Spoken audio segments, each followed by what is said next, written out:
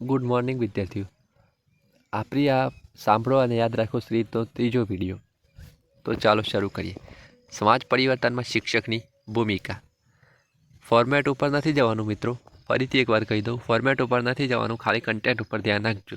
જે લાલ અક્ષરથી હાઇલાઇટ કરેલું છે એટલું યાદ રાખશો તો અંદરનું ઓટોમેટિક યાદ આવશે. ખાલી સાંભળો, યાદ આવી જશે. તો શરૂ કરીએ. સમાજ પરિવર્તનમાં શિક્ષકની ભૂમિકા. શિક્ષક એ સૌથી શક્તિશાળી શસ્ત્ર છે જેનો ઉપયોગ તમે દુનિયા બદલવા માટે કરી શકો છો. આ વાક્ય કોણે કીધેલું છે મિત્રો? Nelson Mandela. આ તો દરેકને ગોખાઈ ગયું હશે. પ્રસ્તાવના. સમાજ પરિવર્તનશીલ છે અને આ પરિવર્તનનો સમાજ પરિવર્તનશીલ છે અને આ પરિવર્તનનો સાચી, સકારાત્મક અને પ્રગતિશીલ દિશા આપવાનું મુખ્ય માધ્યમ શિક્ષક છે. શિક્ષક એ માત્ર અક્ષર જ્ઞાન કે ડિગ્રી મેળવવાની પ્રક્રિયા નથી, પરંતુ તે સમાજમાં વ્યાપક કુરિવાજોને દૂર કરી એક પ્રબુદ્ધ અને ન્યાયી સમાજની રચના કરવાનું છે. વૈચારિક સાધન છે. રાષ્ટ્રીય શિક્ષણ નીતિ પણ શિક્ષણ દ્વારા સામાજિક અને આર્થિક પરિવર્તન લાવવા પર વિશેષ ભાર મૂકે છે. સામાજિક પરિવર્તનમાં શિક્ષકની બહુ ભૂમિકા. વૈચારિક ક્રાંતિ અને કુરિવાજોનું નિર્મૂલન.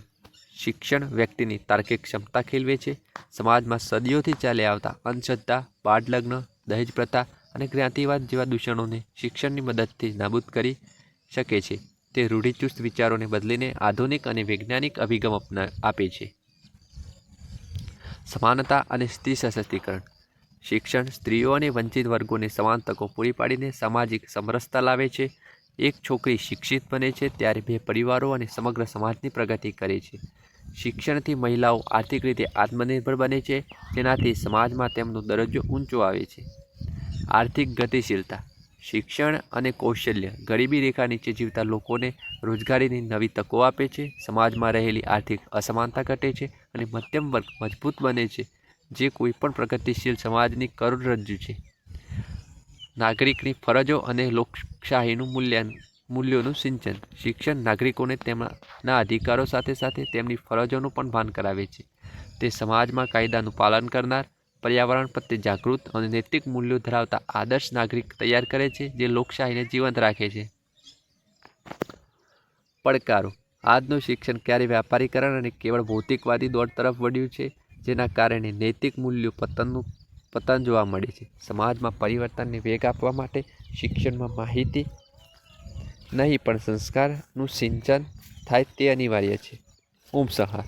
કોઈપણ દેશ કે સમાજનો વિકાસ તેની મોટી ઇમારતોથી નહીં પણ તેના નાગરિકોના વિચારોની ગુણવત્તાથી થાય છે. શિક્ષક એ સમાજરૂપી બગીચાને મહેકાવનાર માળી છે. જો આપણે ભારતને વિકસિત ભારત અને ગ્લોબલ લીડર બનાવવું છે તો શિક્ષણને અંતરિયાળ વિસ્તારના છેલ્લા બાળક સુધી પહોંચાડીને સામાજિક પરિવર્તનનો યજ્ઞ ચાલુ રાખવો જ પડશે.